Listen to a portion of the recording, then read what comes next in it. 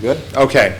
So I'm going to talk about usage as impact and give you a little bit of background as to why. So I've been publishing director for a couple of large clinical journals or mainstream science journals, popular science journals you might say, and then also publisher or director for some clinical journals. And I've served with a lot of journals that are, they want to be or they are very mainstream in large fields. And while they measure impact factor, if you attended the session that I moderated earlier, you saw this, the editor-in-chief of JAMA was there. And everything he was talking about was about usage or adoption. Impact factor was a little footnote. Because that's ultimately where these fields live. They live and breathe in practitioners, taking up knowledge and putting it to use. Citing one another is not a big deal for these folks because a lot of them don't produce papers. They never generate citations. So impact factor to them is not as important as utility, and usage measures that. So at RedLink, we can look across more than 1,600 journals and their usage and aggregate this data into some interesting trends. And we did that. We produced our first RedLink index. You can get this from us for free if you want. You just go to our website and ask. It includes more than 7,000 institutions and their usage of these titles. The publishers span disciplines for basic science, medicine, engineering, biological science, and they come from all over the world. So it's a pretty representative set. It's not statistically significant. We never asked anybody whether it was or wasn't. We're just going to say it's not and move on. But it's interesting and it's we think, pretty representative. So impact measures tend to be, and you heard about this yesterday if you were at the keynote with Paula Stefan, they tend to be 2-year or 5-year impact measures. And what we've seen is that usage goes on for a long, long time. People are using articles using resources that are 5, 10, 20 years old quite often. So for content that's 20 years old or older, it accounted for 37% of the denials that we saw across this journal set in these institutions, 20% of abstract views, and only 6% of full text views, which is an interesting drop-off, and I attribute that to the fact that the content's just not available, so they can't see it. But we're so forward-facing, sometimes we forget that science takes a long time to kind of incubate. And for papers that may have looked small, and you remember another thing Paula Stefan said is a lot of the higher impact novel findings were in smaller niche journals or lower impact journals. So again, you have this inverse relationship between impact and utility almost.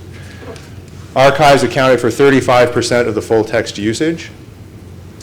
And all of it, when we define an archive, it's 5 years old or older. So at that point, 5-year impact factor becomes nothing. It doesn't matter. And then usage was increasing or steady among the majority of the institutions that we looked at.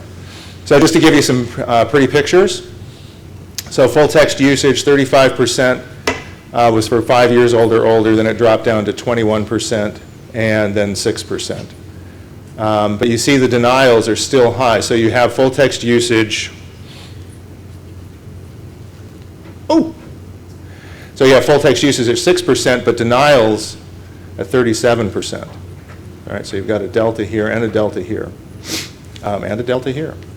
And then abstract views still high.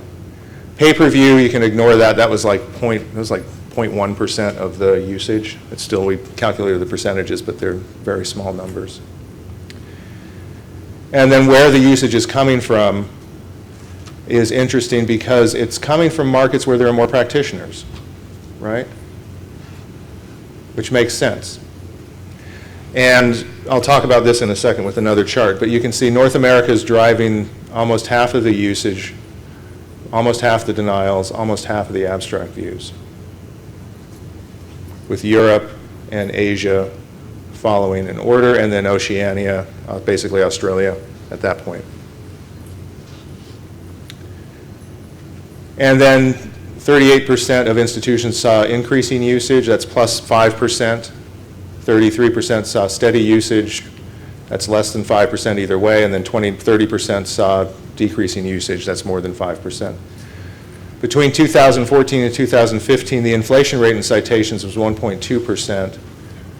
For social science journals, it was higher.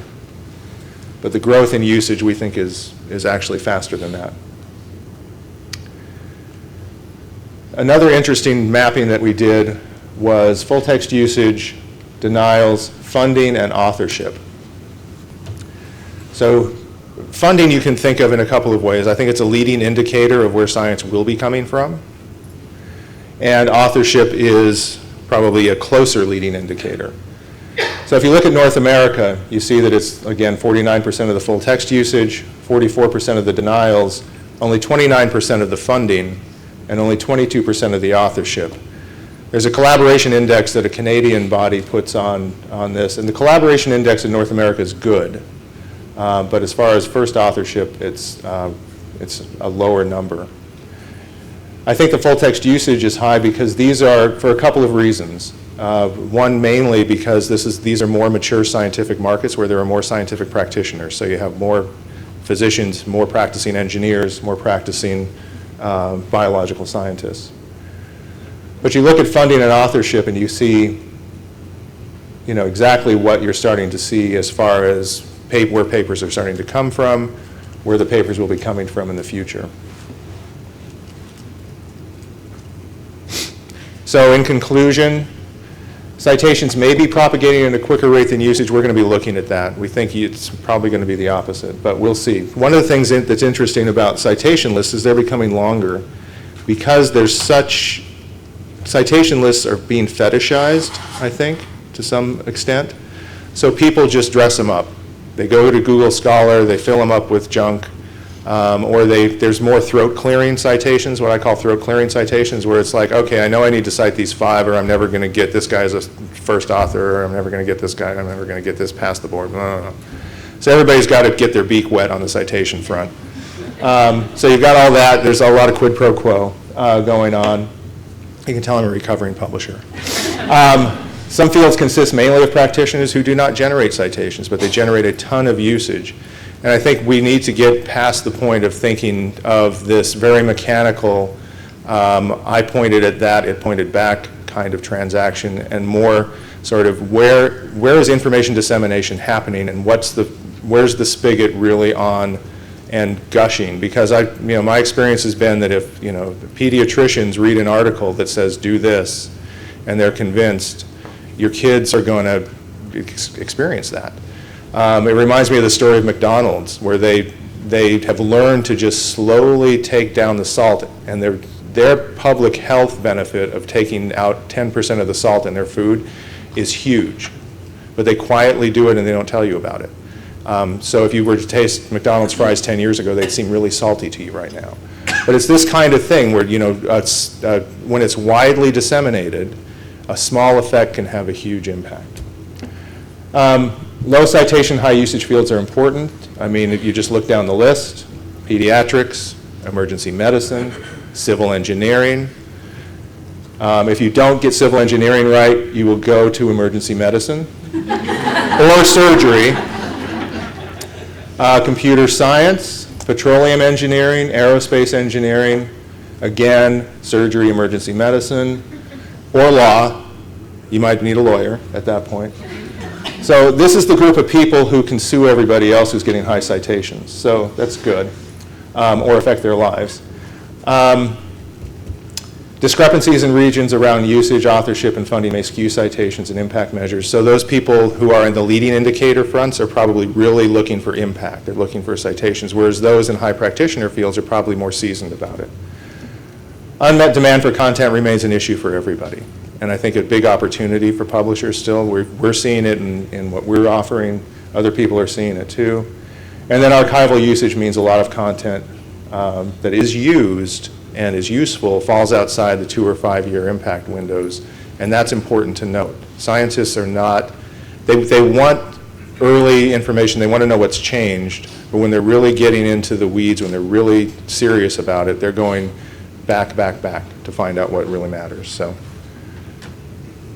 Thank you very much.